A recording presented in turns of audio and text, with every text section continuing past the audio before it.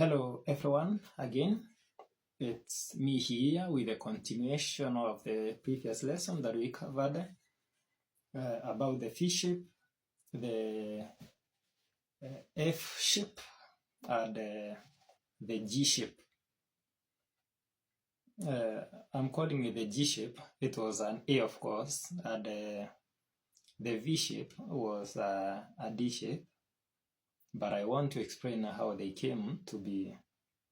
Whatever we're calling the V shape, I would refer to it this time round as the C shape, and the A shape, which was the flattened finger on the fretboard, I will refer to that as the G shape. Just a quick explanation on that. It will be very short, very brief. So I want us to consider when we talk about these chords or these shapes, let's look at the very first one when from the open strings. So the one that should come very fast as you move downwards or higher, because this is the highest side. So you can see the one that comes first of that fashion.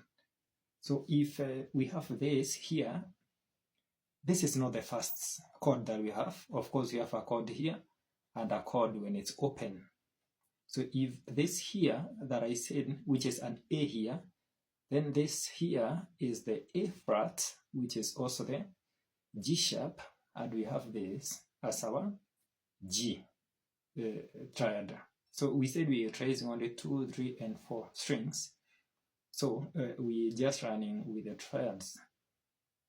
The same with the other shape that we had here for the D shape. This is the D chord, the D triad. If you move one step higher, you have a D flat, which is also the C sharp, and another step there, you have the C major, which is also, of course, in another detailed format of calling it will be a D flat flat, but we'll get to that later. So for now, just know that's a C major. Because normally you can flatten a flat, you can sharpen a sharp, and get the next chord, of course, in line. It's only that kind of language is somehow rare in the current kind of music theory that is taught. So they just prefer using the simple language.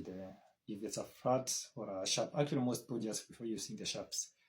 But it's good to learn everything the way it's supposed to be, because good basis will give you the good basics, and these good basics will now give you the advanced kind of music that you're supposed to play. So let's get deep into this lesson today. Like I promised in the very previous lesson that I've just continued, which was just a few minutes ago, according to my timeline, I said I would explain how the chord progression works. Now for the normal open chords prayers, if you have an F as the first, the second is the B flat, and then that's followed by a C. So you have F, B flat, F, and the C. That will, you see that in mind, you should have that in mind. So you shall be having if you have the F shape, the very next chord that you play, which is the nearest to it, which is the fourth nearest to it, in the same octave, will be in the shape of the flatted, which is now what you've used here in your progression. So if you start with the F, the next should always come something like that, and the other one should come that shape. Of course, we could have another 4 and another 5, but that now some outside that octave. So we first deal with the same octave, and you'll just practice it anywhere. So let me just show you one example. So if you hold here,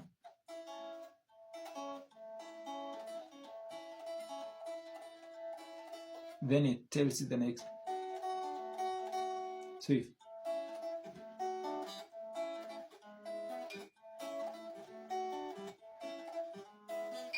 Now that one, this now here, you name this from here. This because the F had the root note on the first string, so you cannot just use this to name. This is the A triad. Sometimes you don't even need to know the next one, because you just know if you have this shape, the next will be this shape. Just below there where this finger is will be there.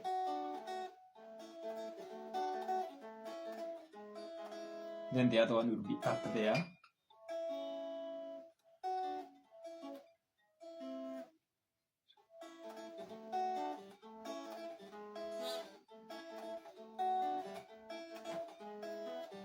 A symbol as that.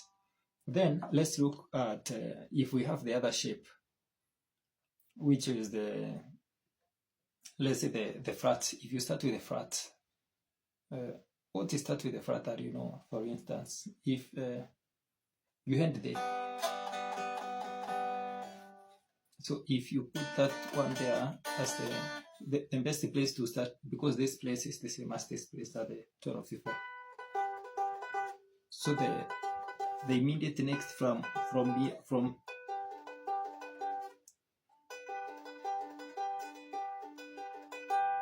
if you have the G there, because that's the G shape, the next is supposed to be the C, because you have G, C, and then this G again, and then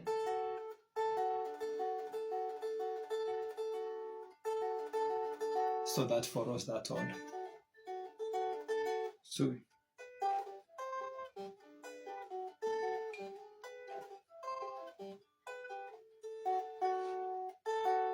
you try that, and you can do it anywhere. So if you have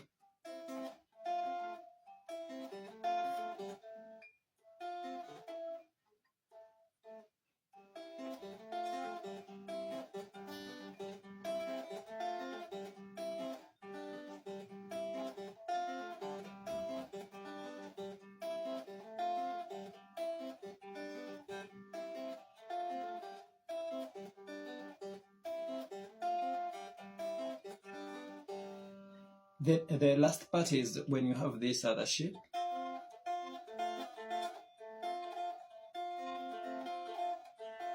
So when you have that shape, which is like well, we could say that's the C shape, like I said. So when you have the C, the next is normally an F, and then a G. So you have C, F, C. But now here, those are just shapes. Those are not the actual chords. The chords will be dictated with where you are getting the root note of the original one. So you first need to know what that makes wherever this is. You just trace them from whatever you written first here. You can trace them, and they just follow the Kinch system through. And then when you get to a certain point like there, and you want to do the rhythm for a song in that key with 1, 4, 5, you know that if you have that, is followed by that, then, and then. So